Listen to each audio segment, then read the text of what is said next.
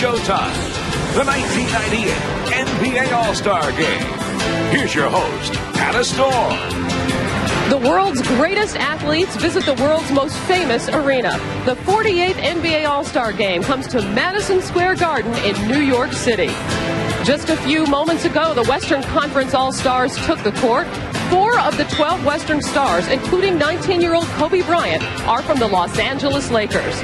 But the star of stars is still Michael Jordan of the Chicago Bulls.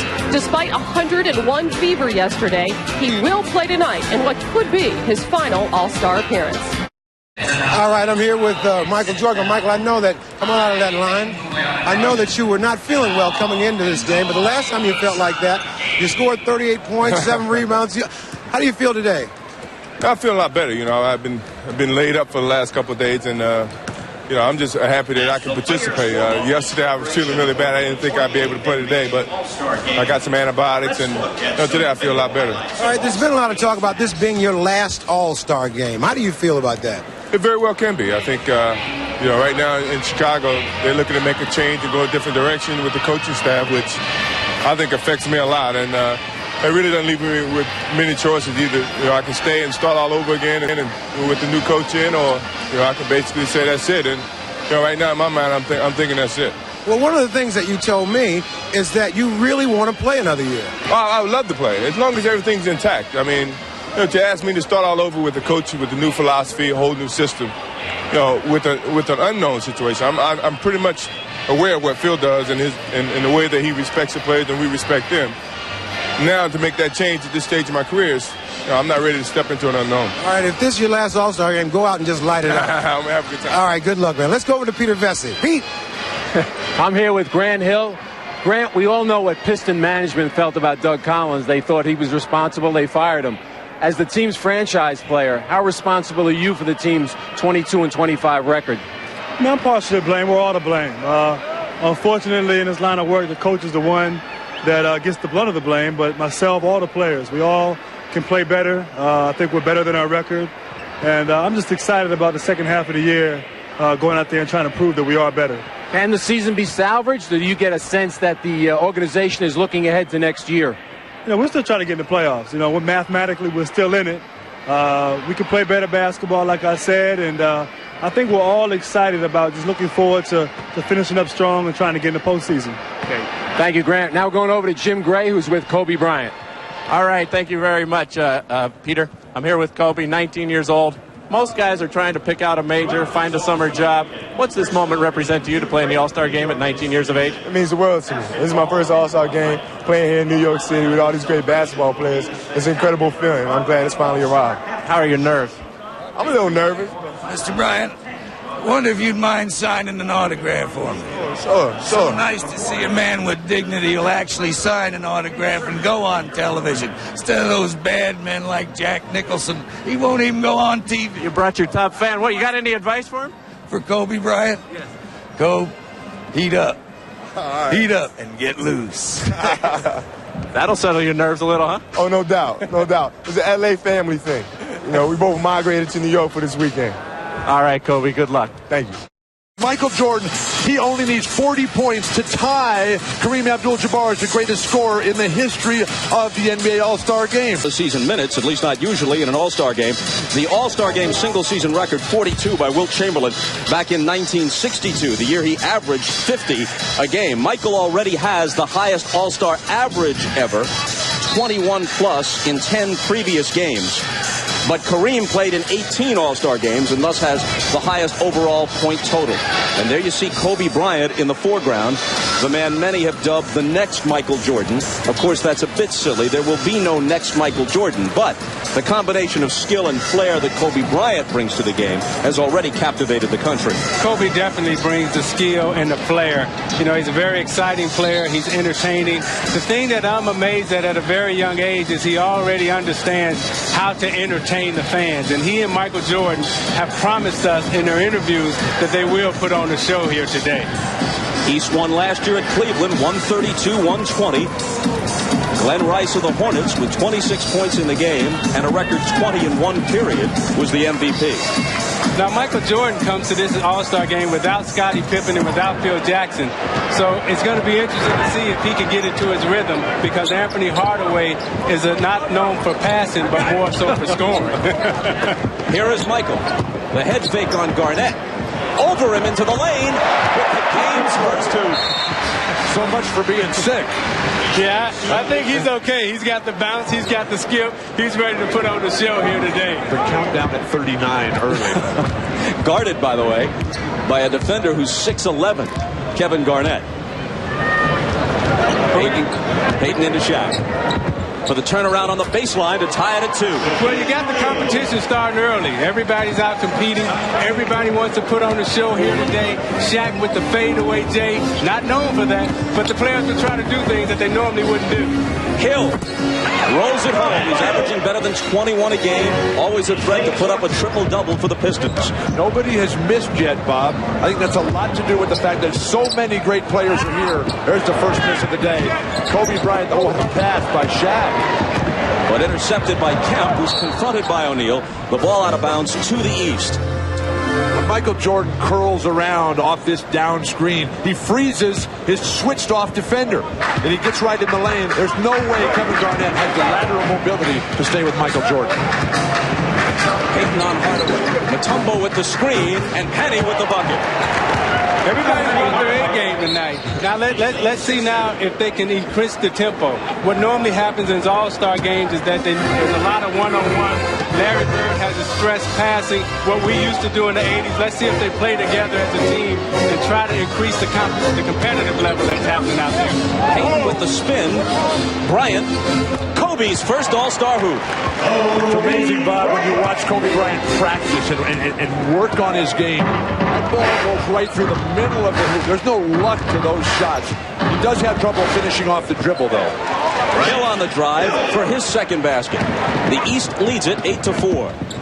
Here's Garnett and the Kid, as they call him, in Minnesota. Everybody is waiting to see what Gary Payton and Nick Van Exel has planned when they get into the game. They say they're going to do something special for us, and I want to see what type of tricks Gary Payton got up his sleeve. Kemp's turnaround spins out. Payton with the rebound. Shaq into the lane, over Mutombo, the ball knocked away and out of bounds. As you know as well as anyone, Isaiah, even more so than in a regular game, a point guard in an All-Star game holds the fortunes of his teammates in his hands, and how the Paytons and the Hardaways and the Van Exels and the others decide to distribute the ball determines the outcome and the MVP. Oh, you better believe that those guys were treated well this weekend. Everybody probably took them out to dinner, was buying them gifts and everything because they wanted the ball. They're begging. Malone missed, but at the other end comes back for the steal. Garnett had to go up and wasn't in position to handle the pass from Payton. A little schoolyard play, and Payton has it as they set it up. He misses a three badly, didn't draw iron.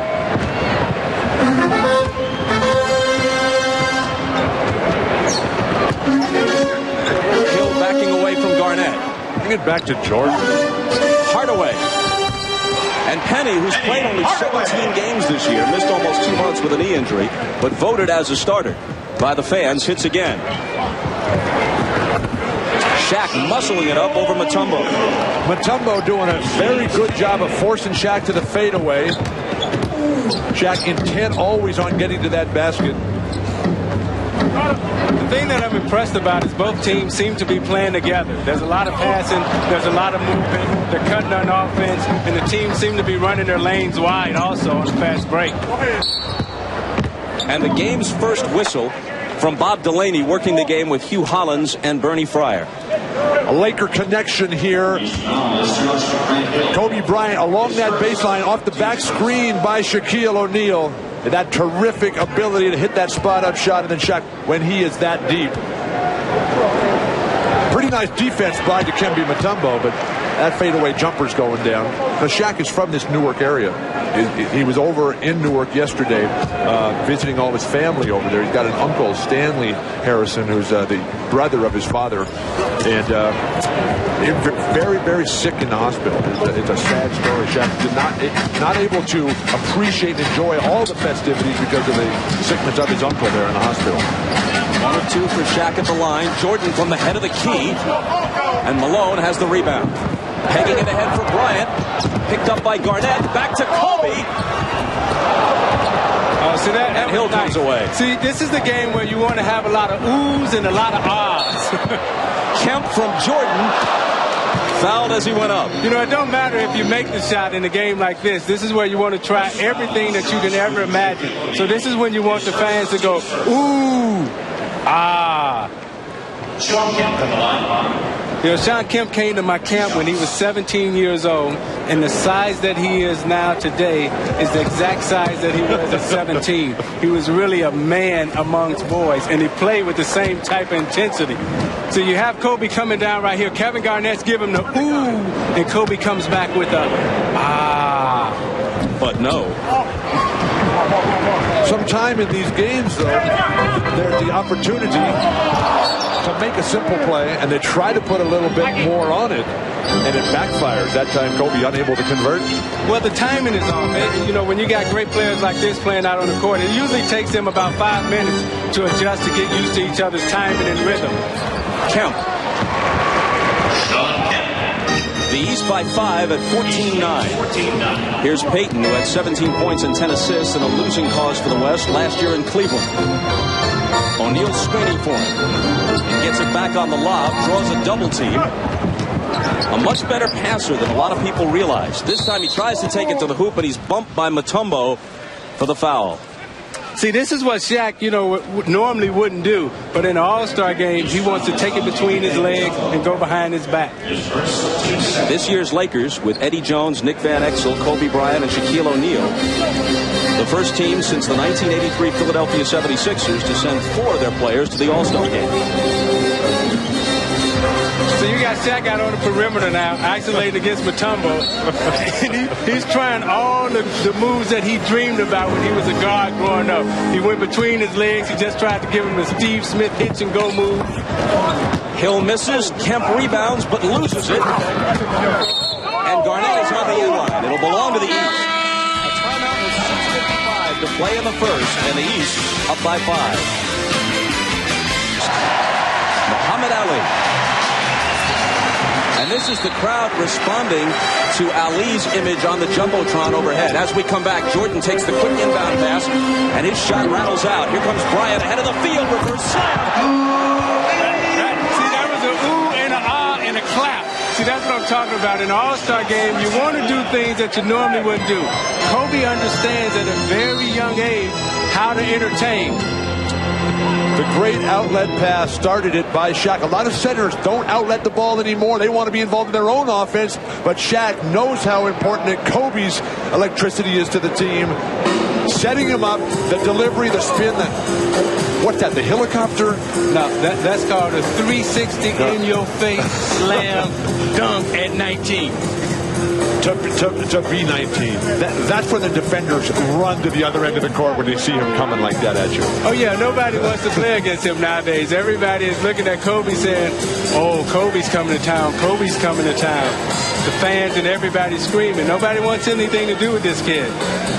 There's a problem with the clock, and that's the reason for the delay, giving us a chance to look at Kobe again. So you see Kobe gets it here. He plants, he jumps, he spins, and that's the slam dunk in your face. Last year was Kobe's first All-Star game as a visitor, even though his parents grew up in the NBA. This is Hardaway to the left hand, and Mutombo with the follow. But at the NBA 50 celebration last year, Kobe told us, he said that he learned from Earl Monroe and Tiny Archibald that patience is the ultimate key to his long-term success. He had a fabulous time in Cleveland last year, as we all did. Except maybe in the All-Star game. He looked a little impatient there that last trip down the floor. He's got the ball in his hands again. To Garnett. Back to Kobe! See, that's the ooh. Kobe and Garnett. You know, 2 of the youngest, the superstars, keying up, eyeing playing each other, as they get their tempo and they get their rhythm, the game and the pace will start to quicken. Now they need to push it up the court and keep pushing it and keep pushing it. Kobe with 6. Hill just a step inside the three-point line, and he has half a dozen. So you got to make another spectacular play coming back. You can't come down and set it up right now. You just had a spectacular play. Now you got to get the fans into it. Payton's pass is intercepted by Kemp. Here's Jordan on the wing, slapped away by Payton. Gary Payton is doing everything he can to set Shaq up. This time it's Garnett, and now Shaq. Against Mutombo, who makes him change the shot, and finally, they whistle play dead. Kobe Bryant in transition. He's going to give it up here, and then Kevin Garnett showing that he can pass. And I asked all these players who their heroes were coming up. Isaiah, your name came up all the time, but Kevin Garnett, he said that his favorite player, he wanted to be like Magic Johnson. He's showing it right there, setting up the finish for Kobe well above the rim.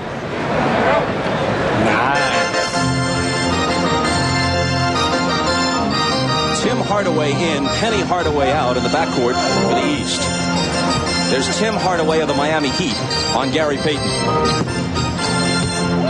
Hill gets a piece of the pass, and Kemp comes away with it. Kemp pushing it up the floor, takes it in, dumps it off to Hill, and the reverse isn't there, but Jordan stuffs it home. Now they got to push it up. Somebody got to get it in bounds and push it up quick.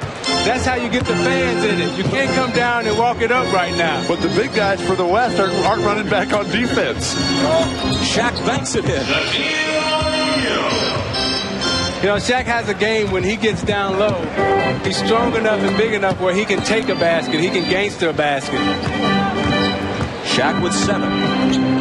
Kemp against Malone, who fouled it. When you watch Michael Jordan finish plays that other people couldn't, Grant Hill unable to get the reverse layup, and Michael, everybody else is standing. And to me, that's the beauty of Michael Jordan. It's about timing. It's about positioning. Everybody else is going to be down on the floor, not knowing where the ball is, and Michael high above the rim. Everybody else only a spectator. Jason Williams of the Nets checks in. Jordan, baseline, got it. The thing that's happening out here today is nobody's double teaming anybody. So you're allowed to display your skills. You're allowed to use all your moves because the coaches wisely have decided not to employ any traps or any double teams. Bryant for 3. He didn't come here to be bashful. How much did you listen to your all-star coaches, Isaiah? Well, I listen to him all the time because I was young and afraid like Kobe Bryant. Count it, plus the foul for Jordan, who now has 8 and a chance for 9. But Michael told him, bring your A game. And if you don't bring your A game, I'm going to embarrass you. Michael, get him on the low post right here, and then give him the fake and the fade and the lean. Follow through, and you get the little bounce and the skip. That's when you know he's in his rhythm. When I was talking to Michael in the locker room before the game today, I asked him about all this speculation about what's going to happen. He said, Bill, I signed up under certain circumstances to play for the Chicago Bulls. And I want to keep playing under those circumstances. If somebody else changes those circumstances, then I don't want to be responsible under changed circumstances. So it was clear to me that he definitely wants to keep playing in the NBA. David Robinson of the Spurs, Eddie Jones of the Lakers come in for the first time. Vin Baker here for the Sonics, also making his first appearance. And Payton misses from the corner. Rebound Mutombo. Grant Hill. Jordan. Jordan intercepts it, takes it in against Robinson. There's some contact, but no foul. Eddie Jones to Payton. Payton to Bryant. Spin move. Left hand, no good. Team tried by Jones isn't there. Baker will try it. And finally, it's Mutombo. You got the 2 shot blockers in, and David Robinson and Mutombo, and they both told us they were going to protect the goal. Hill swooping to the hoop, but it comes up short. Eddie Jones with a 3. Way off. But Payton keeps it alive for the West. Kobe into the lane, to the hoop. And he's fouled. Is this pace quick enough for you? Stopped only temporarily by a timeout. Lots of bench players have been voted All-Stars, but they played as reserves off the bench in the All-Star game. Only 3, Havlicek, Marley, and Kobe Bryant have started the game after being sixth men for their teams during the season. You know, Jerry West and the Lakers thought so much of Kobe Bryant when they drafted him. He told us Friday that they gave him Magic Johnson's old locker. And when he sat in his locker at the Forum, he got chills in his body. Who wouldn't? Mr. Clutch. Magic Johnson with his wife Cookie with him. And Kobe has a very good sense of the history of the game. After all, he is the son of Joe Jellybean Bryant, an NBA veteran. He's around the game his entire life. And his mom, Pam, grew up in that whole NBA lifestyle, so she knew how to raise a quality young man here. Yeah, he has the total package. He has a great understanding of the game, a great history and a knowledge of the game. Very similar to what Michael Jordan and Grant Hill had when they came into the league. Glenn Rice and Reggie Miller are getting set to check in. Rick Smits is already in for the use. The Pacers center. Here he is. His first shot. He's making his initial All-Star appearance in this, his 10th year in the league. Nobody has ever gone longer in the NBA before making their first All-Star team. A decade in the league and finally an All-Star. Now, Rick Smits is a very good outside shooter. He shoots it good from 18 to 15 feet in. He's got great low post game. And if anybody hasn't seen him play in a while because he's been injured, this guy can put it in, and he's got three-point range. I hope he takes one today. Bob, I think the two most overlooked All-Stars who are finally here are Smits and Nick Van Exel of the Lakers. The last couple of years, Van Exel and Rick Smits have really deserved to be here. It's about time. Van Exel with his first All-Star appearance in half the time of Smits. This is his 5th year. Talking to all the players on the Western Conference, they said the guy they missed most is Charles Barkley, because it was really quiet in the locker room before the game. It took Glenn Rice about 3 seconds to launch his first shot, which is a miss. Now Jason Williams. Hardaway for 3, and Tim Hardaway drills it. Tim Hardaway knows how to put on a show. He and Gary Payton go back. They go way back from when they were playing against each other in the Western Conference. They got a little rivalry going. That goes back further than that, Isaiah. He was telling me how he used to take a lot of abuse from you when he was growing up as a young man in the city of Chicago. Mitch Richmond's first basket. He was the MVP of the game in '95 in Phoenix from the Sacramento Kings, but perhaps not much longer. February 19th, the trading deadline. His name's been in trade talks all year. Hardaway with 2 in a row from beyond the arc. Robinson's underneath, and he slams it home. Back to Mitch Richmond. Miami's been very interested in trying to get him. Pat Riley's been trying to get him all year. They see him as the missing link to the championship puzzle, with the 1-2 punch of Hardaway, also having the inside strength of Mourning. Pat Riley is desperately seeking a trade to try to bring Mitch Richmond to the Miami Heat. Tim Hardaway evidently feeling that when you're hot, you're entitled to shoot until you cool off. Launched him from about 10 feet beyond the arc and finally missed. That's called a heat check, Bob. And Hardaway, Tim, is one of the guys that can get the MVP today.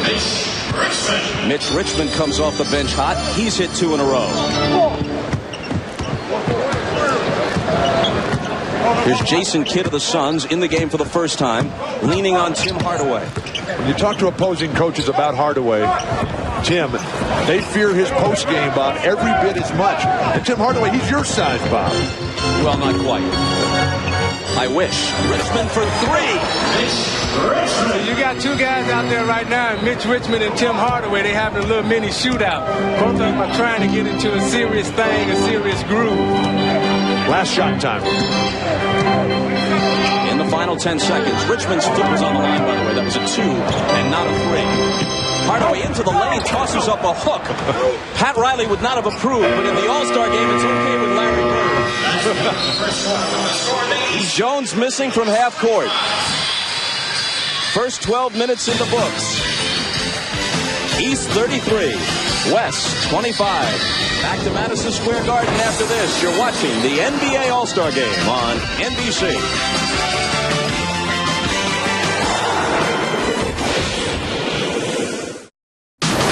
You're watching the 1998 NBA All-Star Game on NBC.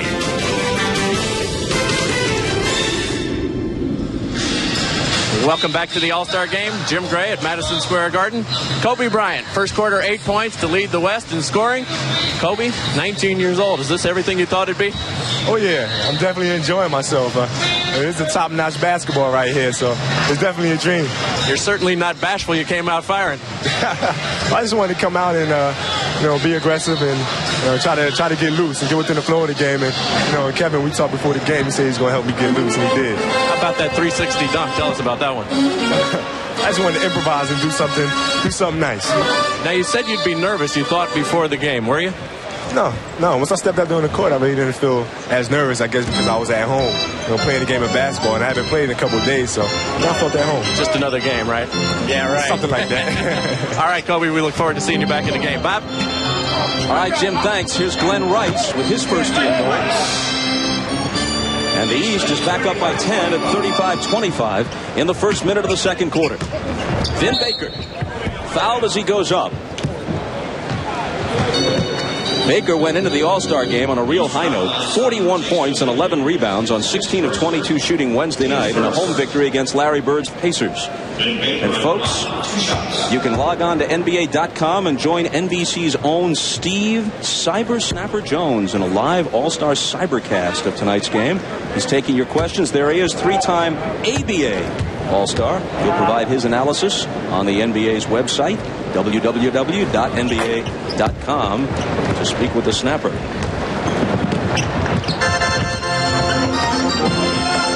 Baker makes them both. Rice comes back and fires. Long off the back iron. Kidd has the rebound.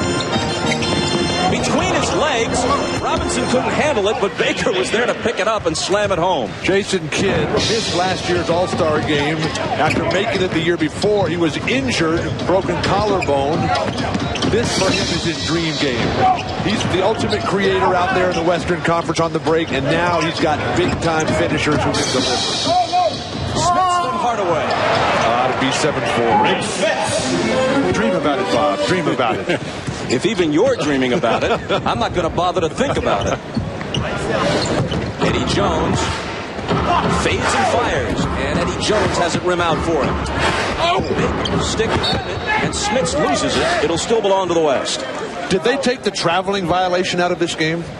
Some think they've taken it out of the league entirely, and certainly in the All-Star game, they're not calling it tight. Wilkins in the game right now, and obviously the substitutions come fast and furious. Robinson mishandles it. East ball. We got two Pacers in the game right now, Rick Smits and Reggie Miller. Let's see if they try to run something for one of those guys and get them involved in the play together. Miller driving on Kidd, tosses it up on the run, and he'll come to the free throw line. This, in a sense, is Reggie Miller's second home, Madison Square Garden. He's had a number of great performances here in front of hostile crowds he enjoys provoking. I talked to Reggie Miller Friday, and he was he's a little mad because he feels that they're not getting the type of respect that they deserve over here in the East. They feel that everybody's talking about Chicago, and they've kind of conceded that it's going to be Chicago and Miami, and he doesn't want anybody to forget that, hey, we were here a couple of years ago in the Eastern Conference Finals battling the Knicks. But Reggie gets the ultimate respect when he comes in here because they all boo him the loudest, and he's well aware of the significance of that. Jason Kidd. And Jason Williams with the rebound. Second in the league in that category. To the Bulls, Dennis Rodman. Tim Hardaway in a crowd has it knocked away. Goes to the floor to pick it up. And now it's Glenn Rice. Smits. Glenn Rice's first pass of the afternoon. Richmond's open. But his three spins out. And another rebound for Jason Williams. The lob intended for Rice is broken up by Eddie Jones. Mitch Richmond is back. Miller cuts him off and causes him to miss the layup. See, that's when you know they're playing. They're competing. They're not giving up any layups. Michael Jordan warned them early that they wanted to win, and they're coming out to get it. Hardaway tries another three. It ricochets to Eddie Jones. Rick Smits is making a mistake. He's trying to keep up with the ball. You just got to stay at one end when you're a big guy, preferably the offensive end. A two-pointer for Mitch Richmond. Again, his toe on the line. The West back to within 7. I'd like to comment on a Mitch Richmond situation, Bob. Here's a guy who played on basically a losing team his whole career. I think he needs to do more if he's really serious about getting to that championship level. He's going to have to take a sacrifice, a pay cut to get what he wants. He cannot have both. One of the great catch-and-shoot players in NBA history, Reggie Miller, doing just that. What he does best in that last sequence. Here's Vin Baker muscling one home. You got to admire what Vin Baker has done to his body. He was a guy when he first came into the league, was a very skinny kid. He spent a lot of time working out in the summer and has got his body to the point where he can go down and perform under the low post. Kidd locked it up there for Eddie Jones. Nice. Now see, that's Jason Kidd and Eddie Johnson and Eddie Jones. And the alley-oop finish. Timeout, East. Jason Kidd told me before the game, Bob, when he learned from Magic Johnson, his boyhood hero was, when you come to these games, learn to let the joy show. And the West bench just absolutely loves it. Everybody coming up and enjoying it.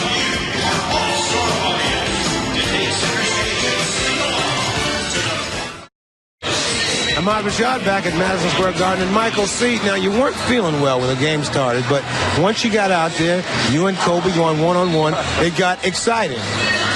Well, I mean, he's coming at me. I mean, I think that's the approach. I think he's being very, very aggressive. And, you know, if I knew someone was sick, certainly the first thing I'd do, I'd go out to someone. But, you know, I got to defend myself. You know, I'm going to go out there. He's got to play defense just like I got to play defense. I noticed that you woke up, though. You know, you kind of like gliding a little bit, and then once Kobe started going at you here, you came back. I'm just trying to, get my legs underneath me. I haven't been near basketball for 3 or 4 days, and I haven't been up out of bed for that long. So, I mean, I'm not trying to overdo things. And, no, but he's doing the right thing. He's coming at me, which he's supposed to. But I have to defend myself in whatever way I can. So the pride factor does count. Oh, yeah, it counts a lot. The king is not dead, Bob. Long live the king. And while Ahmad was chatting with Michael, Reggie Miller hit a 2 and Glenn Rice a 3 for the East. Here's Baker with authority for the West. It's 45-37 East. See, that's what the young kids have to do. They have to come out and challenge the veterans and make them play, make them compete. And if they don't compete, you got to embarrass them if you're one of the younger players. Well, let's see what Jones decides to do. Well, let's see what Jones decides to do. To the reverse slam. The thing that I like what's happening here is that the younger guys are making the older guys play. They're competing. They brought their A game. Everybody's stepping up to the challenge, and everybody wants to perform here. Here's Steve Smith of the Hawks. He and Antoine Walker of the Celtics just checked in. Rice for 3 again, and good again. So you got good spacing, you got good ball movement. You know, in the rookie game last night, they wanted to do a lot of isolation, a lot of one-on-ones. What you see happening here is that they're playing basketball together. There's a lot of movement, there's a lot of picks, there's a lot of screens. Mitch Richmond, it's short. Robinson keeps it alive and a fresh 24 for the West. Here's Richmond. And Smits with the rebound, as if anyone's ever going to use the whole 24 in this game. Jason Kidd is passing. They're not catching. And they're not finishing. Rice has hit 3 consecutive three-pointers. Glenn Rice has got hot. He's hot now. Now they got to keep feeding him. They got to keep feeding him the basketball. One of the game's deadliest marksmen when he's on. He has 11 points in this quarter. Holds the All-Star record with 20 points in a quarter last year. Smits fouled Robinson. And we'll come back to Madison Square Garden after this. You know, Magic was dealing with a serious illness at that time. Before the game, we had a players-only meeting, and we all decided that we wanted to go up and hug him and embrace him and show the world that it was okay to let Magic back on the world stage again. And it was a very, very special moment for all of us as players because Magic had done so much and meant so much to all of us. He hit that last three-pointer over you, but you didn't seem to mind. Well, you have to put the show on, Bob. I was mad. Really, I was upset that he shot it in my face like that. But and you would recognize it. Basketball fans will never forget that this All-Star game is what it is today because of Magic Johnson and Isaiah Thomas, the two guys who created the show and learned how to get everybody involved and put on the spectacle that it is today. Robinson's cross-court pass deflected out of bounds by Reggie Miller. 5.5 to play in the first half. The East by 10. Well, I love what I'm seeing in this All-Star game here. Unlike the others in the past couple of years, the guys are competing, they're working hard, and they're putting on the show. I think it's a combination of Larry Bird's presence, Jordan's presence, Magic, you're sitting here, New York City. It has all been perfect. Another assist there for Jason Kidd, setting Robinson up for the dunk, and then Kidd fouls Rice. That's his second. Speaking about Glenn Rice, I was asking him, what has changed over the years, what he's learned now in these multiple All-Star appearances, including last year's MVP performance. He said the thing that surprised him the most, Bob, was that Michael Jordan keeps getting better and better. While everybody expects him to slow down, but because Jordan works so hard at it, he's that good. Antoine Walker got the bounce. Now at the other end, Duncan with the turnaround, and he connects. He's the only rookie in the game, although not the youngest player on the floor, of course, because Kobe Bryant, straight out of high school, is just 19, and this is his second season. Rice finally misses a three, and Duncan has the rebound. Van Exel into a crowd, lost it, recovers it, shoots it, misses it. Here comes Antoine Walker behind the back to Reggie Miller. Man, nice play. Antoine's another one of those guys who are from Chicago in the summer league. Played with Mark Aguirre, played with all the guys in Chicago, and you'll see what happens here. Antoine comes up, he reads it, sees Reggie Miller out the corner of his eye, behind the back pass. That's the peripheral vision. Even though, Isaiah, that he's from Chicago, he did say that Magic was his guy. He said Magic was bigger, like I was bigger, but Antoine Walker, the oldest of 6 children, grew up in the humble circumstances there. He's bought his mother and his younger family members a nice house out in the suburbs where he puts on free clinics in the Chicago area in the summertime. And Michael Jordan, surprisingly enough, Larry Bird didn't forget about him over there. He comes back in along with Sean Kemp and Grant Hill. Smits, Miller, and Rice go out. So you see Antoine Walker bringing the ball up court. He's very versatile. He can play inside, outside. He can do it all out on the court. Walker misses the three. And the three is not out of his range.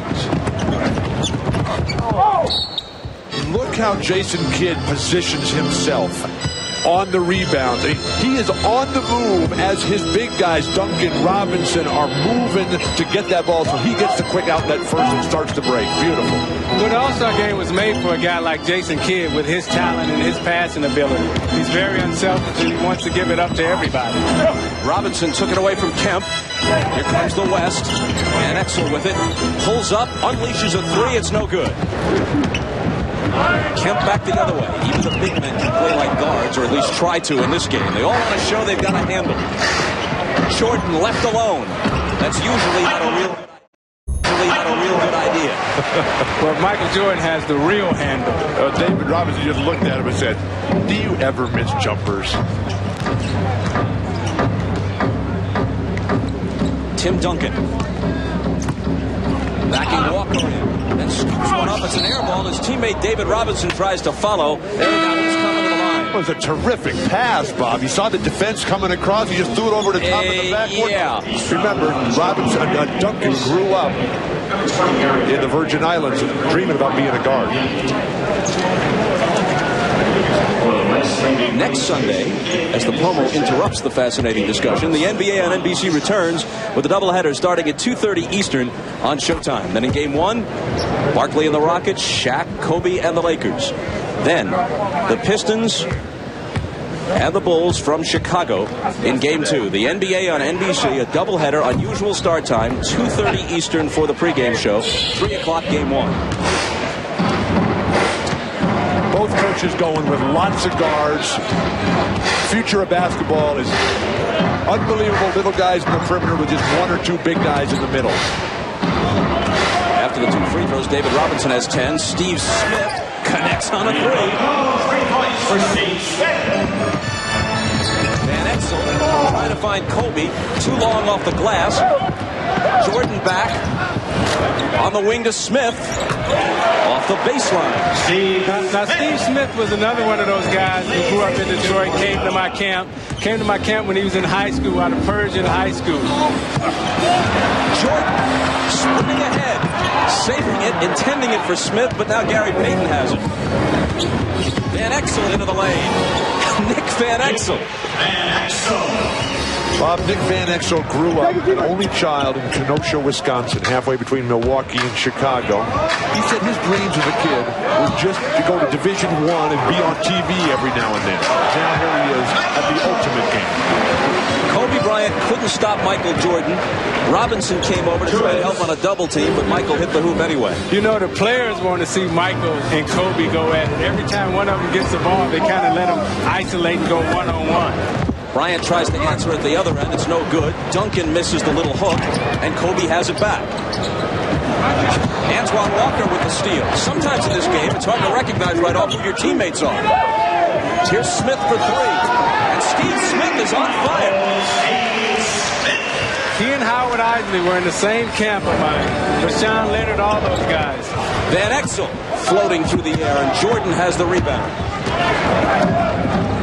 67-51 East. All those campers listening to those lectures you gave. Well, not only the lectures that I was giving, but Magic Johnson was there, Mark McGuire was there, George Gervin was there. We used to have some great games out the camp. Jordan gives it up to Kemp inside. Robinson deflects the shot, and his teammate Duncan has it. Last minute of the half. Duncan can't finish it, but Payton can.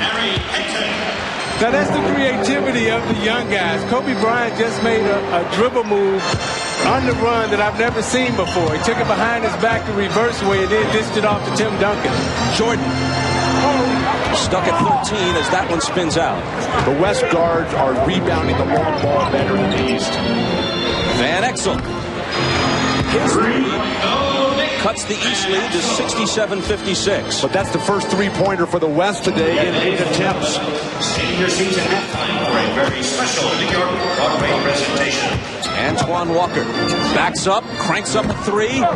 Bryant with the rebound.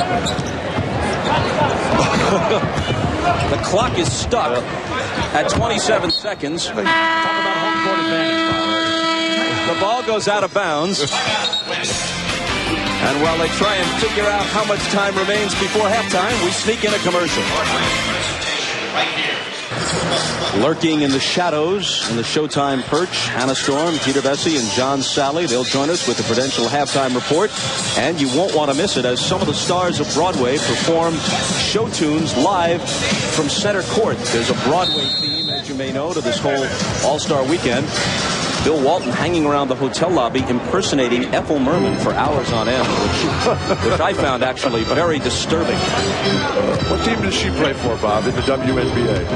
There's no business like NBA business. In the last 3 seconds, Payton with the left hand and Bryant, something to take into the locker room. And that'll do it. The East leads at 67-58 after the first 24 minutes. Jordan leads all scorers with 13. Rice has 11. David Robinson and Kobe Bryant each with 10 to lead the West. The Prudential Halftime Report comes up next.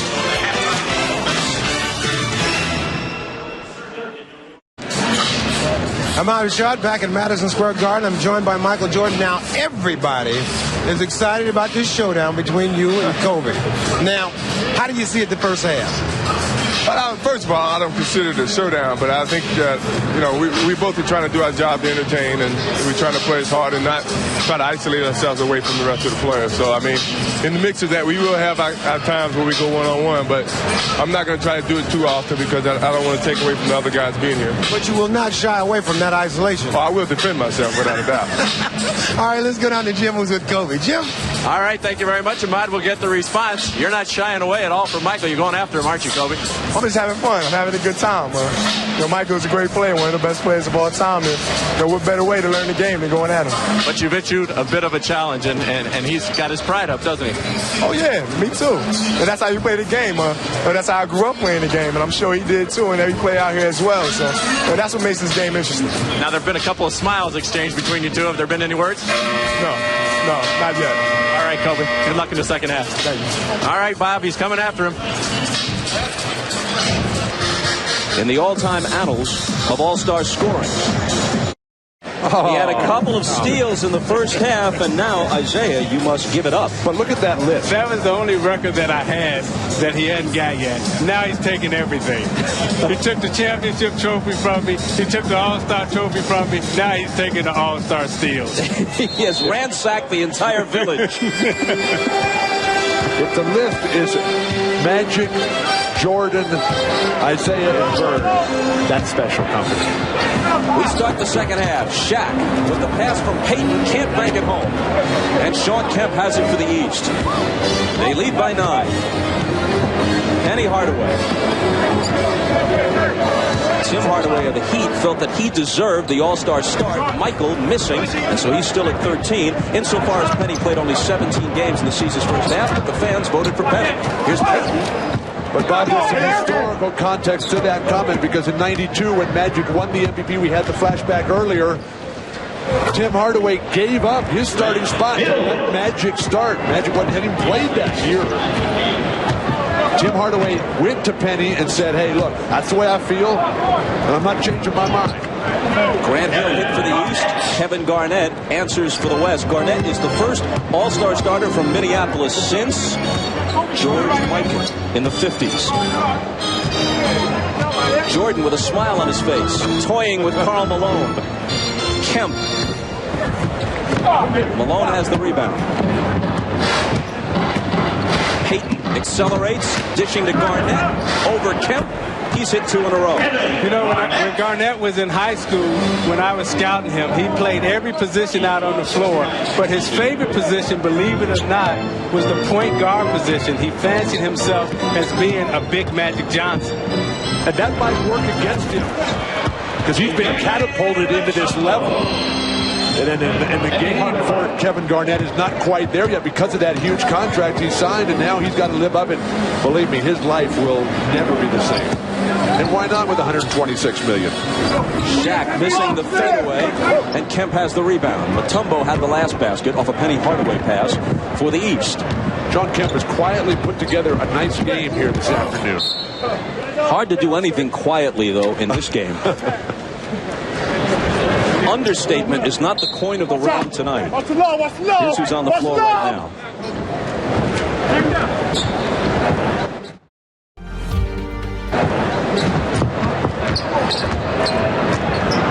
You got the one-on-one. You see everybody clears out. I'm not so sure what that was, but Kemp has it. Now Malone takes it away. Who wants it? Well, Shaq was protecting his buddy. That was a Garnett. Giving it to Kobe. Thought about it for a second, but decided, hey, I'd like to try the windmill jam. That was nice. That was nice. Peyton has 10 assists now. Remember, Peyton had 15 assists in the game that Mitch Richmond won the MVP back in Phoenix. Shaq really closed it down the middle. Mutombo.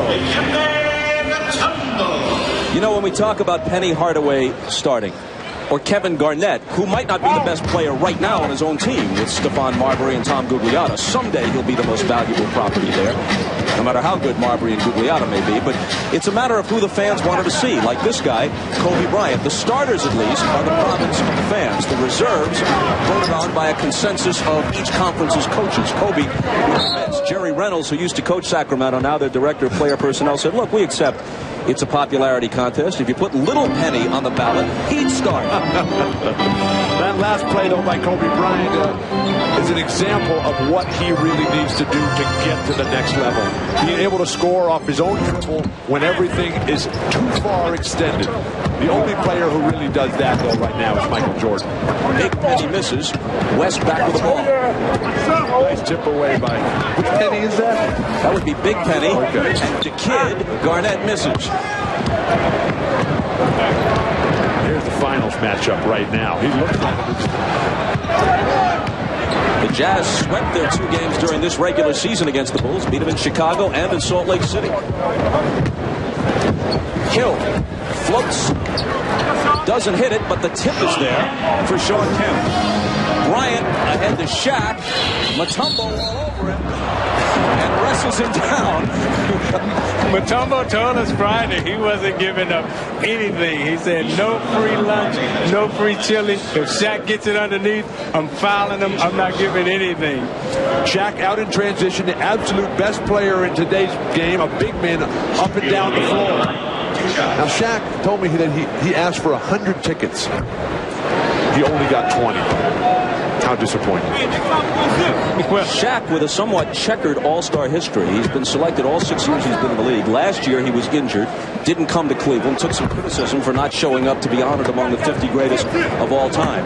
In '94, playing for the East, George Karl, this year's West coach, George coaching the West for the third time, doubled and sometimes triple teamed him, held him to 8 points, and Shaq was really steamed. Here's Michael from 20. He's missed 3 in a row in this second half. And in '96, Shaq had 25 points and 10 rebounds in San Antonio. Jordan steals it, sets Penny up.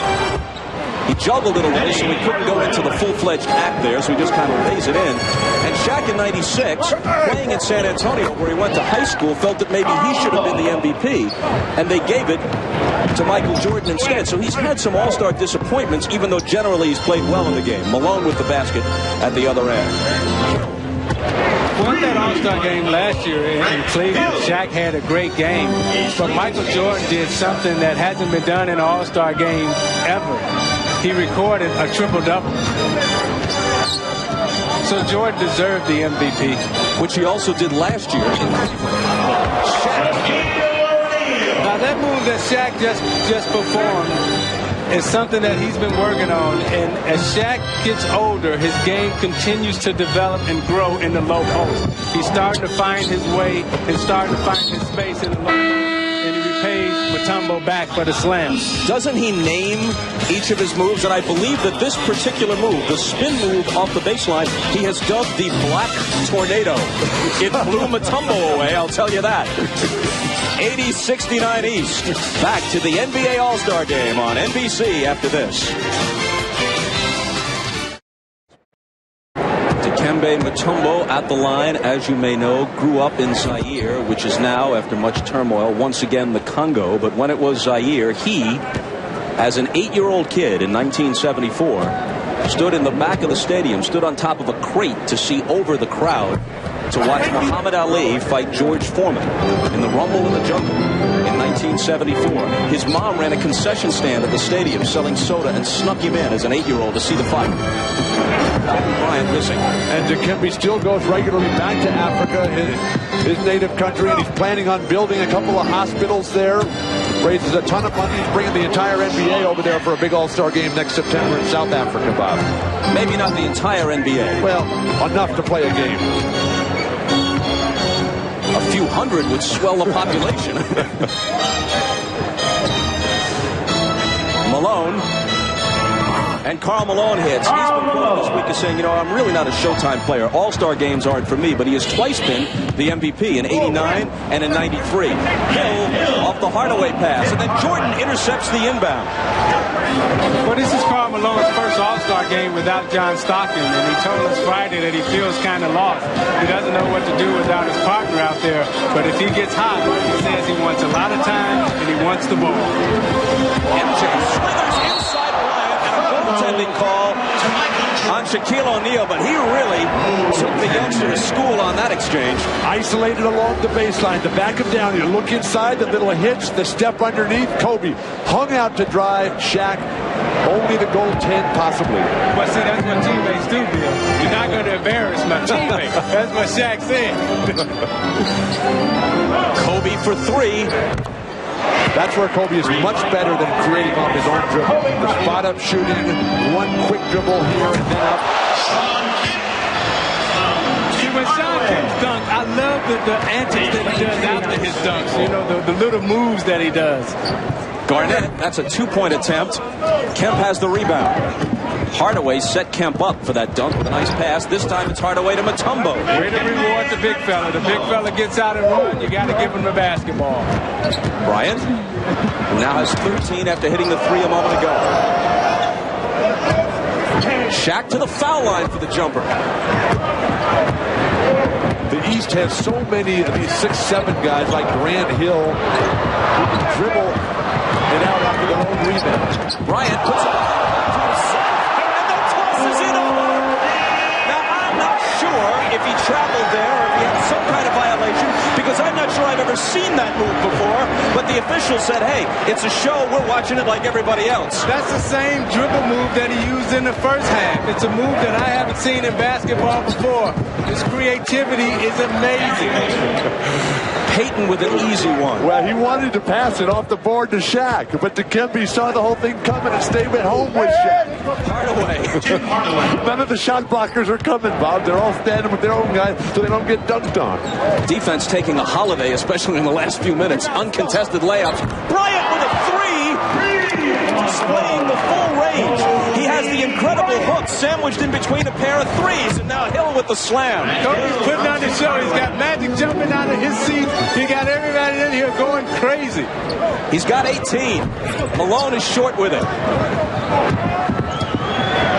Jordan, who has 15, comes back into the lane, off balance, and gets the roll. That's what you loved about Jordan and Kobe Bryant. Now, Mutombo may have touched that ball on the rim. It was going in anyway. The referees have pocketed the whistles, Bob. Well, when you're Michael Jordan in this league, you got to get some breaks. You got to get some calls, particularly in the All-Star game. They give the basket to Mutombo, though, not to Michael. And O'Neal hits the little hook.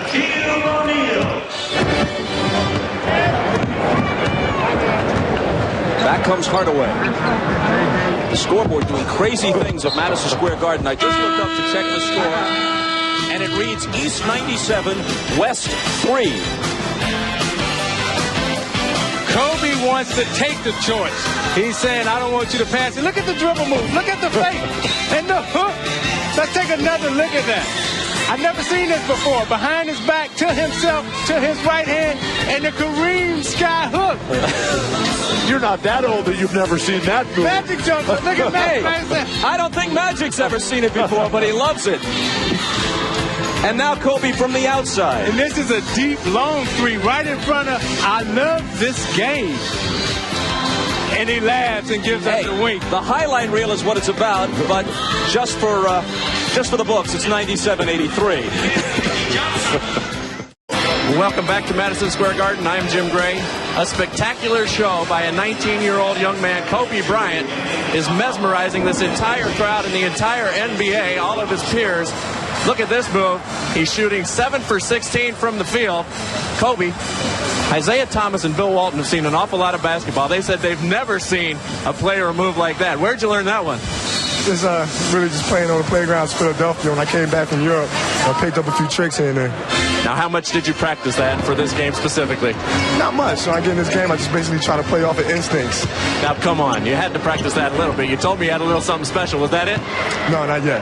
Not yet. You got something else in there, huh? If I get the opportunity to, I will, yeah. 18 points. You think an MVP at all if you can come back? Oh, no, I don't know. I'm just out there playing. All right, Kobe, we look forward to the next trick, Bob. Gary Payton hit a three while they were talking. Well, if that's not the A-list move, I'd love to see what is. That's not the secret play, he says. Kobe Bryant from Philadelphia, the All-Star game is there next year, and he has said that his goal was to make the All-Star team in his third year so he could play in Philly. He jumped it by a year, and it's obvious that he belongs. Well, it's amazing the things that the young guys coming into the league are thinking about in their minds. I never would imagine that a player would ever try a move like that. So Kobe talked about being over in Europe and learning that move when he came back. It's interesting that Kobe speaks 3 languages. He speaks fluent Italian and French, and he also scored 1,100 on his SAT and is still continuing his college education while he's a professional basketball player. Amazing young man. Studying at UCLA, I might add. Isaiah, you want everybody to be at UCLA. That's right. I wanted you to come there too. Have you ever seen anybody better at 19 than Kobe Bryant? I've never seen anyone with the skill set and the maturity that he has at 19 and the total understanding for the entertainment package. Magic, myself, Michael Jordan, all of us, when we came into the league, we understood how to win championships, how to play basketball. But Kobe, at a very young age, understands the entertainment of basketball and understands how to get on the stage and entertain and perform. The two best that I ever saw at 19 were Kareem Abdul-Jabbar when he was a youngster at UCLA, and then Sabonis, now the center for the Portland Trail Blazers. When he was a 19-year-old player before the injuries and before he put on the weight, he was a 7'3" Larry Bird who could do everything. But did he understand how to bring the fans into the game and how to make them say, ooh and ah? He didn't have to. Here's Van Exel. It's in and out, and Jason Williams has the rebound. When you saw the high scores a moment ago, Jordan at 17, they changed that basket back again. Remember, Jordan took the jumper. Mutombo might have been guilty of an offensive goaltend, but he shoved it back home. And at first, they gave the basket to Dikembe, and now they've changed it to Jordan. So give Michael 17. Here's Eddie Jones driving. Vin Baker comes away with it. The ball out of bounds to the west. Just so nice to see David Robinson back in this game, Bob. I mean, it was a year ago with the back injury and the foot surgery where they put the pin in there. He didn't believe himself that he was going to make it back. Mitch Richmond short with the two-point attempt. Williams has not scored in this game, but he has a bunch of rebounds. He's got 6 of them in limited duty. Here's Tim Hardaway tossing one up, no good. But Glenn Rice is there for the follow. You know, when we talked to David Robinson Friday, he told us when we were standing on the stage, Bill, with the 50 greatest players, it killed him not to be in that All-Star game in Cleveland. And he is so pleased with himself that he's been able to come back from the type of surgery that he's had and made the All-Star team again. Van Exel marauding through the lane and tossing it home. While we're on the 50 greatest players, it was amazing that Isaiah Thomas was the only guy there who none of his teammates were on that 50 greatest roster. That's how good this young man was. Van Exel racing back the other way. I didn't realize that, Bill, that I didn't have a teammate there until I went to talk to you, and you were standing there with 5 Celtics. But then it dawned on me, you know, that's why we couldn't beat you. Pretty good players on those teams. David Robinson has been playing with a bad shoulder for a while, and he comes out rubbing it there. You got the penetration in the lane, and he cups it and finger rolls it. You know, as he drove through the lane to protect the basketball, he cupped it so he can bring it out and finger roll it, a la George Gervin. East has led all the way. They're up now by 11 with 17 seconds to play in the third quarter. Robinson cuts it to 10.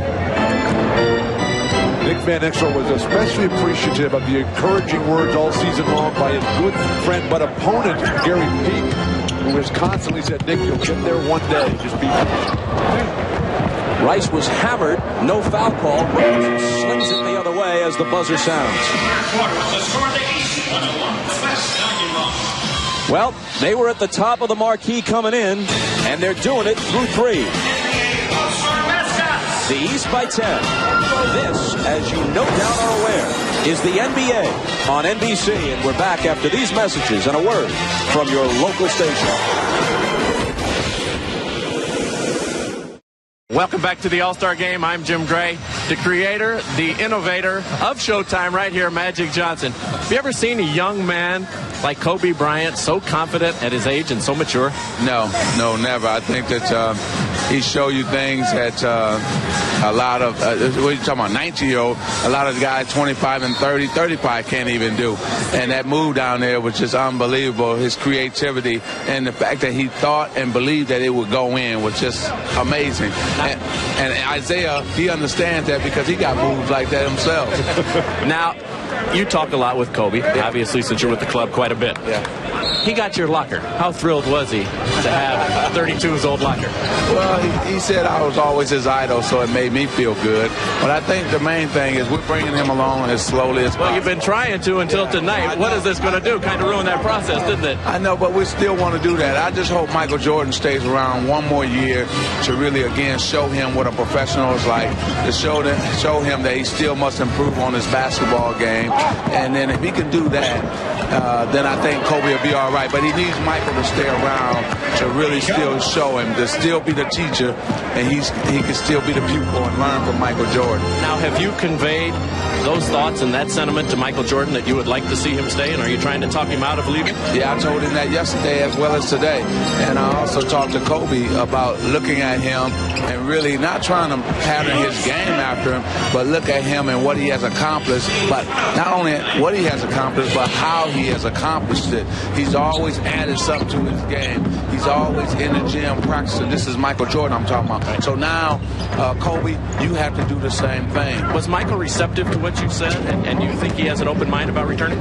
Well, I think he has an open mind. I think right now he'll probably wait till the end of the season to really find out, okay, what the Bulls going to do, who's going to be there. Without Phil Jackson, he's never going to go back to the Bulls. That's over. But if Phil remains, then I think there's a great possibility. But, hey, this is the Mecca right here, New York. Hey, it might be a possibility here or L.A. He has to have a center stage. He can't be with just any team. He has to have a stage. And what bigger stage than New York or somewhere? Magic, great to see you. Always a thrill. Tell my boy Isaiah, hello, Bob, hello. Isaiah, nobody could do it like us, though. See, we had this game moving up and down, baby, up and down. All right, Magic. Isaiah? I feel you. Now, you guys going to go kiss again, or? Well, that's my brother, and I love him. And while we consider the possibility, let's step aside for a commercial. It seems like the best plan. Well, moments ago, while we were away, Magic Johnson answers the question. It is now an official game. I was interested in Magic's comments, hoping and urging Michael Jordan to come back. I think he should come back. I hope he does come back. And I was talking to Bill Russell, who was my favorite player when I was growing up. And I asked him about the situation that he was in at the end of his career, and who was going to be the coach. And Russell said that every great player at that level, Russell, Bird, Magic, Isaiah Thomas, they should be able to pick their own coach. Well, I was in a very similar situation in Detroit when Chuck Daly left, and we had a coaching change, and I had to adjust to a Ron Rothstein and a Don Chaney, two new coaches, and it totally threw my rhythm off. And even in my last year, I remember Don Chaney benched me and played Lindsey Hunter before me. So he was gone quick. Well, he was going the next year after that. But what Jordan is going through and what he's talking about with Phil Jackson is that you don't want to break in a new coach. You don't want to have someone who comes in and doesn't understand the way you play the game. Well, we're already in an era, long since into an era, where that's part of the game. Magic Johnson ushered Paul Westhead out and Pat Riley in the early 80s. Grant Hill didn't support Doug Collins. I don't know if he pushed him out, but he certainly didn't pull him back in, and now Doug Collins is not the Piston coach. Penny Hardaway wanted Brian Hill out, so did some other members of the Orlando Magic, and out went Brian Hill. So Michael Jordan saw to it that Phil Jackson remained beyond when, for whatever reason, Chicago management wanted him to remain, and now Michael says, if Phil doesn't come back, I don't come back. But that's what makes the Chicago situation so bizarre, because they all want him back, and the people in Chicago love him. And Jordan nails a three for emphasis as we discuss the situation. Yeah, and the guys that you talked about, though, they're not at the level that Michael Jordan is, or that Magic Johnson was, or even myself. Those guys that you're talking about, they haven't won championships. And so you say to yourself, regardless of what friction there may be, as we watch Michael hit the triple again, between Jerry Reinsdorf and Jerry Krause and Phil Jackson, regardless of how enamored Jerry Krause may be of Tim Floyd of Iowa State. If you got a team that can win another championship or contend for one, and if Michael Jordan says this is what I want, and it's worked to the tune of 5 titles and maybe 7 had Michael not gone away to play baseball, what's the problem in bringing them all back? You're asking the wrong guy, Bob. It's a rhetorical question, I guess. I believe I'm preaching to the choir with you two. Reggie Miller hit at the other end. Now Van Exel with a 3 that's long. And Jason Williams, the closest thing to a hometown star. Grew up in the Lower East Side of New York. College at St. John's. Now representing the New Jersey Nets with Patrick Ewing hurt. There's no Nick in the game. Miller for 3, as he's done so often in this building. And he turns to face Spike Lee. But this might be the one night when Spike is actually rooting for Reggie, since he's got to be, as a Knicks fan, pulling for the Eastern Conference. Bob, Spike never roots for Reggie. Every time he sees Reggie in the Indiana uniform, he roots totally against him. Reggie almost quit the game of basketball before this season. He's had all kinds of problems, the injuries of a couple years ago. Somebody comes in and foolishly, stupidly burns his house down, destroys his whole lifetime of collection of stuff. Larry Bird, when he took the coaching job, he called up Reggie and said, "Hey, Reggie, look, I know you're going through a lot of trouble here. We need you. We got something that's really special here. Please stay with us. We think we can turn it back around." Reggie reluctantly came back to play, and it's really paid off. And when you talk about Reggie's house burning down, to show you what type of league this is, how the players and the commissioner looks out for the family members, David Stern has taken it upon himself to start a memorabilia collection for Reggie Miller to get back all the stuff that Van Exel tried to set his teammate Eddie Jones up when Eddie couldn't finish. Van Exel was there, but there may have been a foul before Van Exel attempted his shot, and there was, so Eddie Jones is coming to the line. Well, this is like a regular Laker game right here, just coming down in waves, throwing the ball up above the hoop and throwing it down. Well, there's a great all-star tradition of helping to get your teammates off in this game. Karl Malone, the 2 times he won MVP, had 28 points in each game. Stockton had 17 assists the first time and 15 the second time when he shared MVP honors at the Delta Center with Karl Malone. I remember that game that those two won the MVP there, but the thing I remember most about that game is that was Shaquille's first All-Star game, and I remember him coming to my room asking me for advice. And Joe Dumars and I were sitting on the bed, and this 7-foot guy comes in, and he was the first one to turn Joe and I on to rap music. He was rapping, singing a song about Snoop Doggy Dogg, and that's when Joe and I looked at each other and said, you know, I think we're getting a little too old for this stuff now. Jordan spins into the lane, the up and under is there for him. And you obviously told Shaq to inbound the ball, block a lot of shots, and rebound and throw long outlets. When the guy's that big, you don't say anything to him but okay. Van Exel threw a crowd with a miss. Jones out of the pack with the ball, puts it back up and no good. Vin Baker has it blocked, and here's Michael. Jordan has 22 points, bouncing to Miller, and Reggie can't finish it. Van Exel slings it back the other way. Jones pulls up for 3. Vin Baker blocked by Smits into the hands of Michael. Vin Baker pushed Reggie Miller out of the way, and Rick Smits came behind him and said, "Don't push my teammate."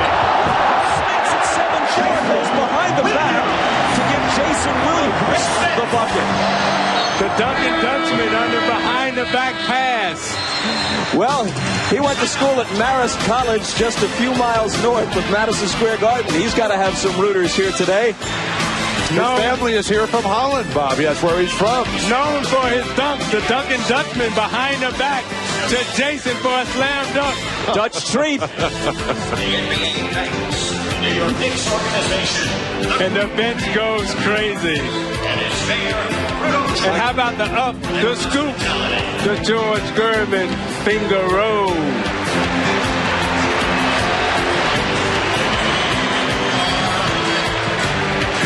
Back to Madison Square Garden as soon as we can catch our breath.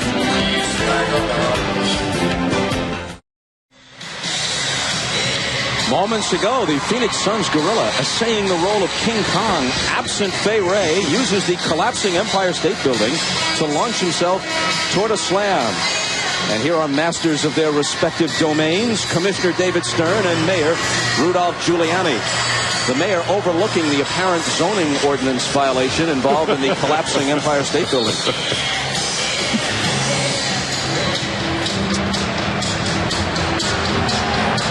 A while ago, the East went on a 12-0 run to up their advantage to 119-96, but the score doesn't eliminate Kobe Bryant as an MVP candidate, that's for sure, and there's some history. There have been 3 MVPs off losing teams. Bob Pettit of the Hawks in 1958, Dr. J in 1977, Magic Johnson in 1990. Rick Smits from the head of the key. Smits is feeling it now. You can just see it in his face. Finally, his health returned to him this year. The feet looking, feeling very good. Well, the East players has taken a cue from Michael Jordan early in the game. He told them when he first got here this week, he wants to win this game, and the East has come out to show their dominance. And we talked to Bird, he talked about playing Jordan at the point. Michael misses with the left hand, but Antoine Walker of the Celtics slams it home and makes sure folks notice it. Eddie Jones with the reverse. Very nice. Well, when I was talking to Eddie Jones, he talked about how he's changed his dedication this year. Last year, he tailed off at the end of the season and did not play well in the playoffs. And it was because he stopped working out off the court. He started to work out throughout the season in that weight room with his physical trainer, and he's convinced that those moments of inconsistency that have plagued Eddie Jones are now a thing of the past. I know from experience from being to see him in Toronto that when you put the fear in the player's heart that you may send him from Los Angeles to Sacramento, that'll make you play a little better and work a lot harder. Antoine Walker for 3. He has that kind of range, but he misses. He had a 49-point game earlier this year against Washington. That matches Michael Jordan's 49 against the Clippers for the high output in the league this year. In and out for Eddie Jones. And here comes Reggie Miller, who scored 14. The East by 25. 125-100.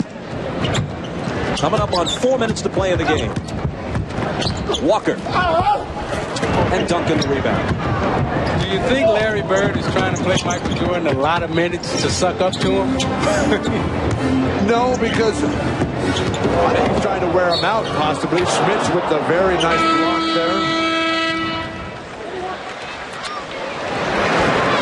And there is Larry Bird, a 12-time All-Star, 3-time league MVP, and the All-Star coach in his rookie year.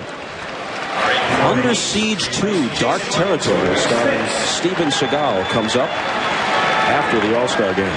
Bob, when I was talking to Michael and Larry before the game tonight, they were reminiscing about the great moments in Barcelona. And I know, Zeke, how disappointed you were not to be on that trip. But we do have Ahmad Rashad, who knows a little bit about that trip to Barcelona.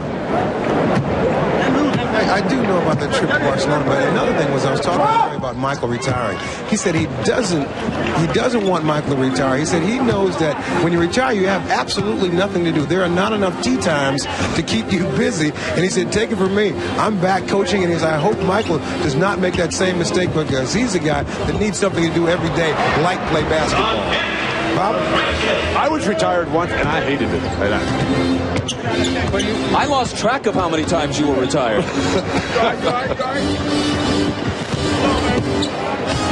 Here is Garnett. We've heard tonight that Michael has the 2 most esteemed predecessors of his telling him to retire. Garnett with the dunk. Magic is working on him. Larry Bird's working on him.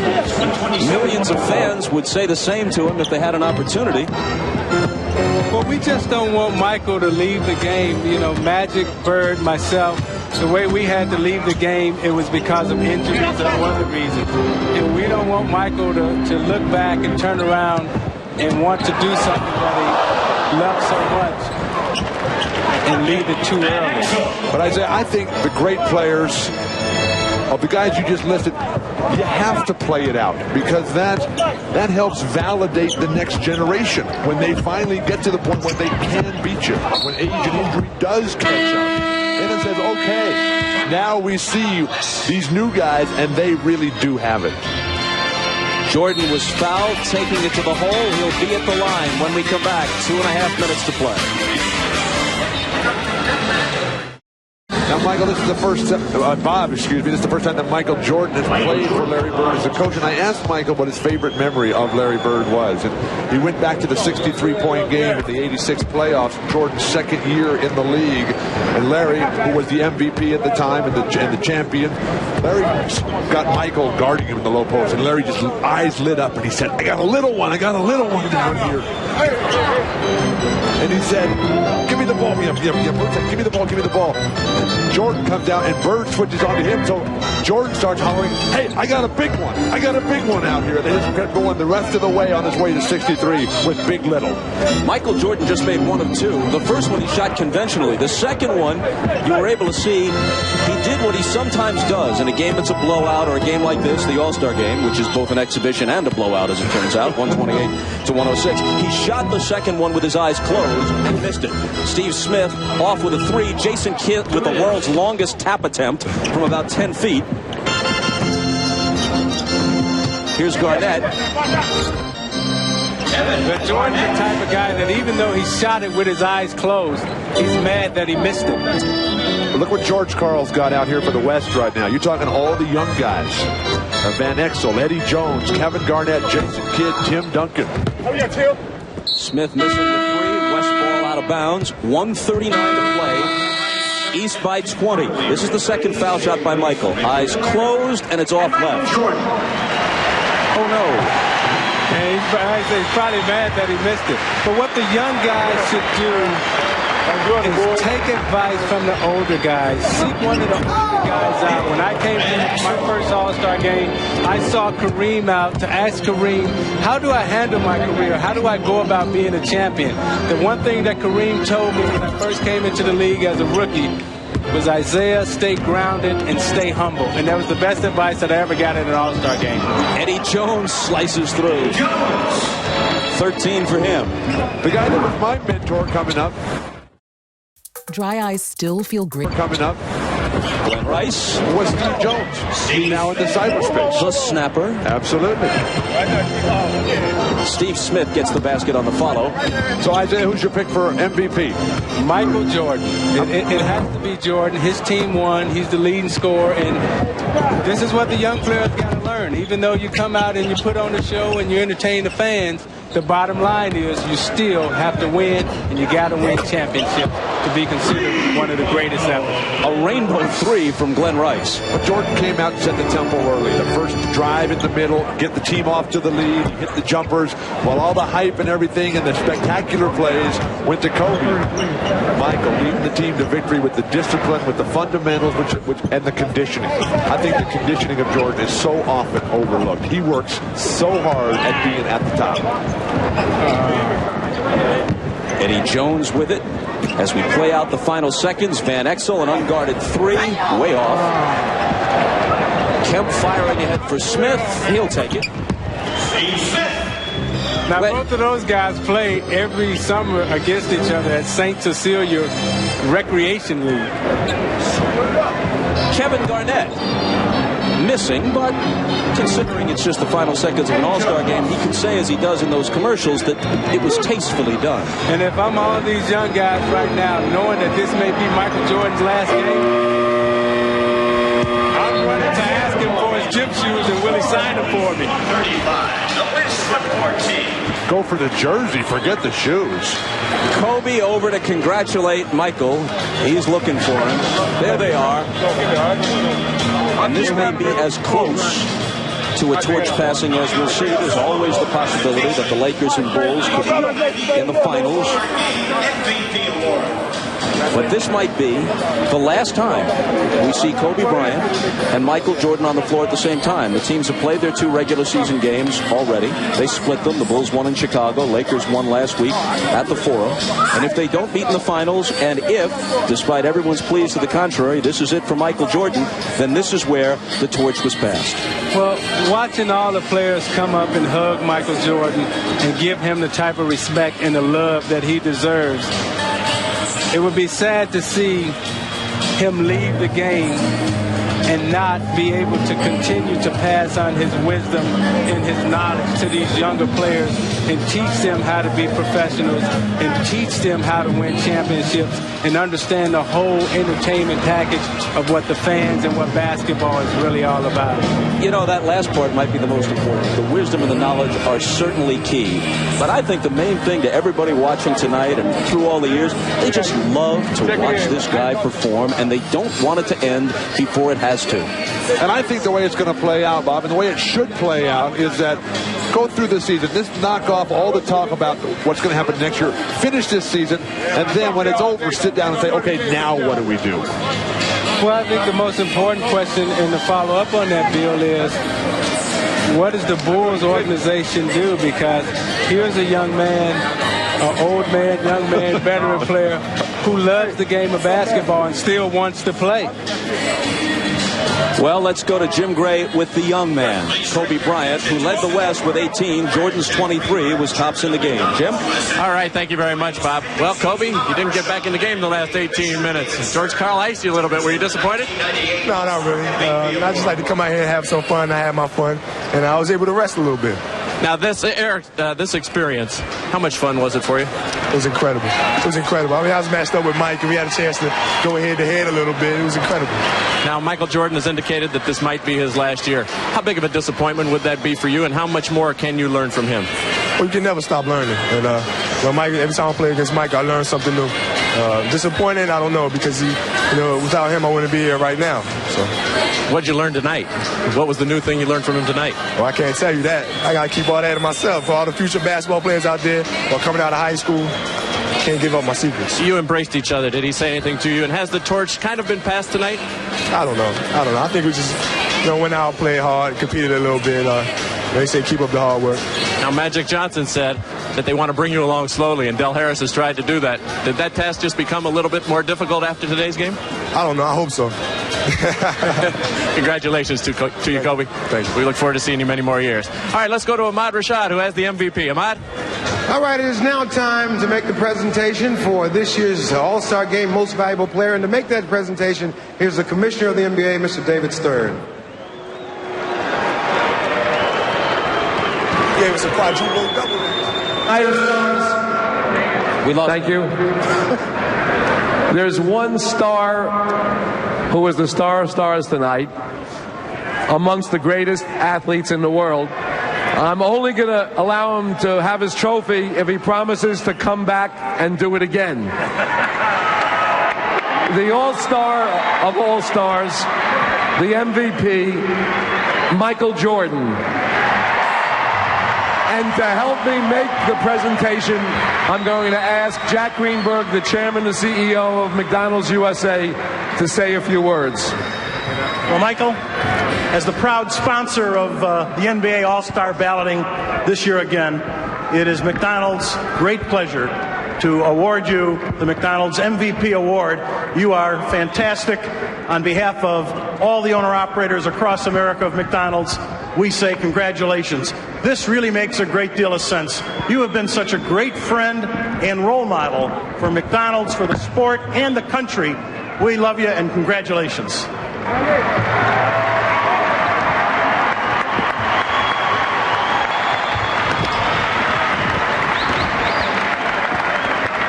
All right, Michael, knowing how much you love playing here in New York, this has to be special for you to win it here in New York. It is special. I've had some great games here. The fans have always treated me with the utmost respect. I think to come back here and play in front of the fans here means a lot. This is basketball's Mecca, and I've enjoyed playing here, and I look forward to hopefully coming back one day. Oh, was that a hedge? So for all the fans here, and I'm sure all the fans at home, don't leave. Come on back and play again. Well, I will. I don't have a problem coming back. Honorary, I don't have a problem. All right. Congratulations, Michael. All right, let's go over to you, Bob.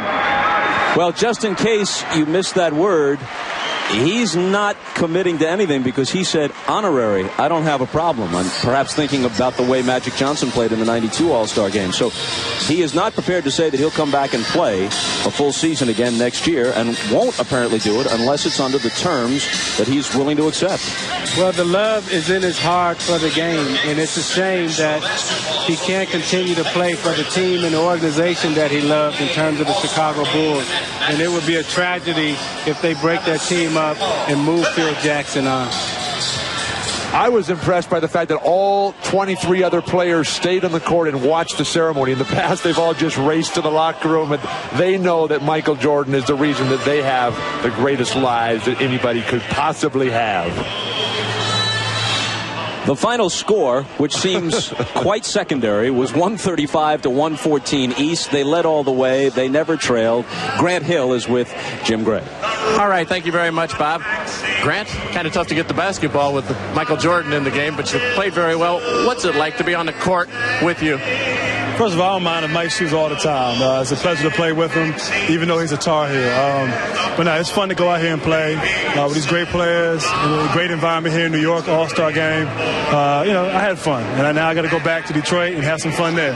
Do you feel as though he will return? What's your gut feeling? Has he said anything in the locker room? Do you have any sense? I think he's going to come back. I think he's still able to dominate. He's still leading the league in scoring. He's still making the spectacular plays. I think he'll come back. It's a lot of money, so I think he'll come back. But no, he don't need the money. I think he just loves to play, and I hope he comes back. Congratulations on the victory tonight, Grant. All right, thank you very much. All right, let's go back to Ahmad Rashad with Michael Jordan. All right, Michael, now you've played in so many of these games, and they have their own rhythms about them. What was special about this one today?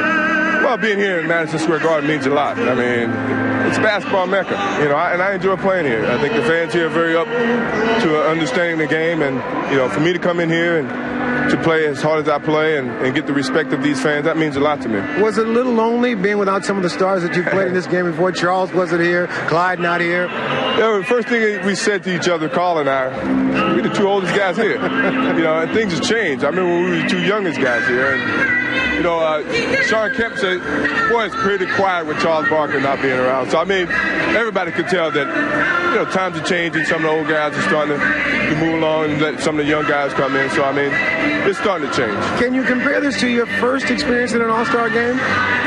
No, it's different. It's the other end of the spectrum. When I first came here, I didn't know what to expect playing in an All-Star game. I just wanted to fit in. Now, I know what to expect, and I'm just trying to fight off all the young guys. So now that this is over with, you got to gear up for the second half of the season. A little bit of turmoil in Chicago. How do you look at that? How do you guys get together and go for that next championship? Hey, we block all that stuff out, And if it is true, this is the last time we go around together, and we use that to our momentum. And hopefully we can go out there and focus on the basketball game and forget about all the other stuff.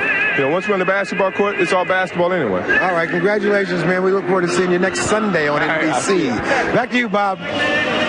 All right, Ahmad, thanks. This was Michael Jordan's third All-Star MVP award. Ties Oscar Robertson with 3, one behind the all-time leader, Bob Pettit of the St. Louis Hawks, who won it 4 times. We'll be back to Madison Square Garden to wrap things up after this 48th NBA All-Star game in just a moment.